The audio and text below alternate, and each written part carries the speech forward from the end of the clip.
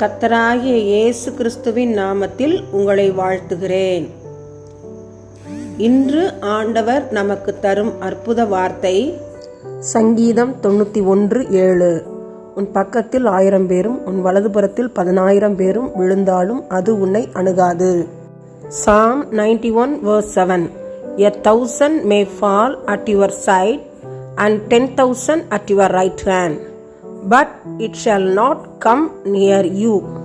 அன்பான சகோதர சகோதரிகளே, நாம் இருக்கும் இடத்திலே கொள்ளை நோய்கள் சுற்றிலும் இருக்கலாம், தீ விபத்துகள் ஏற்படலாம், இயற்கை சீற்றங்கள் ஏற்படலாம், யுத்தங்கள் ஏற்படலாம். ஆனால் எதுவும் நம்மை அணுகாது என்று கர்த்தர் நம்மை பாதுகாக்கிறவராய் நமக்கு வாக்குத்தத்த வசனம் தருகிறார். இஸ்ரவேல் ஜனங்கள் எகிப்து தேசத்திலே 400 ஆண்டுகளுக்கு மேலாக அடிமைகளாக இருந்தார்கள். கர்த்தர் மோசேயை அனுப்பி அவர்களை விடுவித்து வரும் முன் எகிப்து தேசத்திலே 10 வாதைகளை கர்த்தர் அனுப்பினார். ஆனால் இஸ்ரவேல் மக்களுக்கோ எந்த வாதையும் ஏற்படவில்லை. கர்த்தர் அவர்களை பாதுகாத்தார். இஸ்ரவேல் ஜனங்களை பாதுகாத்த கர்த்தர் இன்று உங்களையும் என்னையும் பாதுகாக்கிறவராய், அரணாய், கோட்டையாய், துருகமாய், கேடகமாய் நமக்கு இருக்கிறார். நம்மை பாதுகாக்கிற கர்த்தர் இருக்கும்போது நாம் எதற்கும் பயப்பட அவசியமில்லை. ஆமேன். 1000 10,000 பேர்கள் உன் பக்கம் விழுந்தாலும் அது ஒரு காலத்தும் உன்னை அணுகிடாதே. உன் தேவன் உன் தாபரமே, அது ஒரு காலத்தும் உன்னை அணுகிடாதே.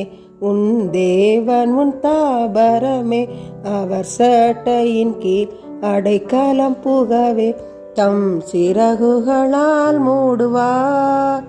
அவர் சட்டையின் கீழ் அடைக்கலம் புகவே தம் சிறகுகளால் மூடுவார். ஆமன்.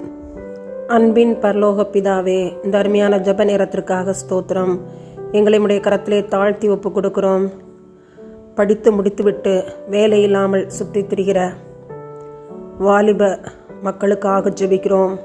படிப்புக்கு ஏற்ற வேலையை கொடுத்து பிள்ளைகளை நீர் ஆசீர்வதிக்க வேண்டுமாய் நாங்கள் ஜெபிக்கிறோம். ஆண்டவரே, படிப்புக்கு ஏற்ற வேலையில் இருக்காதபடி குறைவான ஊதியத்துடன் வேலை செய்யும் மக்கள் இரக்கம் பெற ஏற்ற சமயத்தில் பதவி உயர்வுகளை பெற்றுக்கொள்ள தேவனாகிய கர்த்தர் நீர் கிருபை செய்யும்.